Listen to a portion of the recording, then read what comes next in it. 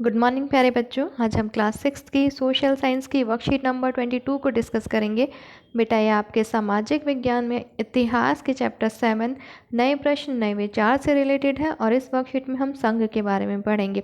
तो बेटा संघ एक ऐसा संगठन था जहाँ पे लोग जो है ज्ञान की प्राप्ति के लिए अपना घर छोड़कर आते थे, वहाँ रहते थे एक साथ और ध्यान का अभ्यास करते थे।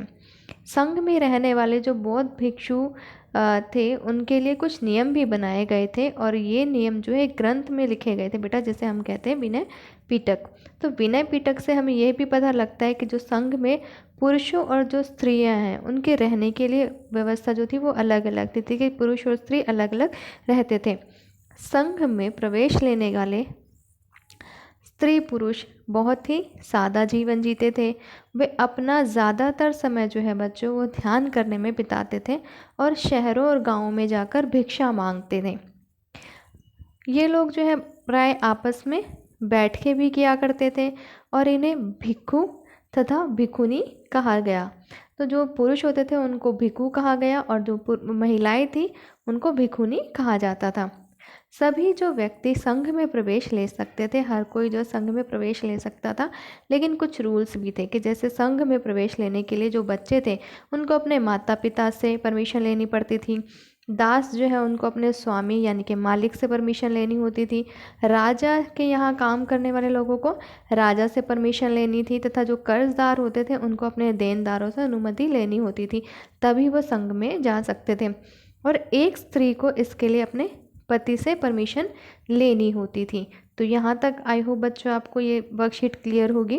अब यहाँ पर इस वर्कशीट में कुछ क्वेश्चन आंसर हमें करने हैं। तो यहाँ पे हमें क्वेश्चंस दिए गए हैं। फर्स्ट क्वेश्चन है बेटा, संघ किन लोगों के लिए बनाया गया था? तो इसका आंसर है बच्चों, संघ एक ऐसा संगठन था जहाँ ज्ञान प्राप्ति के लिए घर का त्याग करने वाले लोग एक साथ रह सकें तथा ध्यान अभ्यास कर सकें। सेकेंड क्वेश्चन है बच्चों, संघ में रहने वाले बौद्ध भिक्षुओं के लिए बनाए गए नियम किस ग्रंथ में मिलते हैं? तो इसका आंसर है बच्चों, संघ में रहने वाले बौद्ध भिक्षुओं के लिए बनाए गए नियम विनय पिटक नामक ग्रंथ में मिलते हैं। थर्ड क्वेश्चन है बच्चों, संघ में प्रवेश लेने वाले व्यक्ति कैसा जीवन जीते थे? इसका आंसर है बच्चों, संघ में प्रवेश लेने वाले व्यक्ति सादा जीवन जीते थे। अब यहाँ वर्कशीट के एंड में हमें कोविड से संबंधित एक संदेश दिया गया है, नियमित रूप से अपने हाथों को साबुन और पानी से धोएं। तो बच्चों हम सभी को कोविड से बचने के लिए अपने हाथों को बार बार साबुन और पानी से धोना चाहिए। यहाँ पे हमारी ये वर्कशीट कंप्लीट होती है। आई होप बच्चों आपको ये वर्कशीट समझ में आ गई होगी। अगर आपको कोई डाउट है तो आप कमेंट सेक्शन में कमेंट करके पूछ सकते हैं।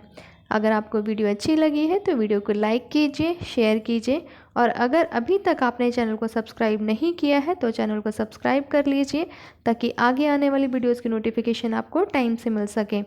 बाय बाय बच्चों, हैव अ गुड डे प्यारे बच्चों।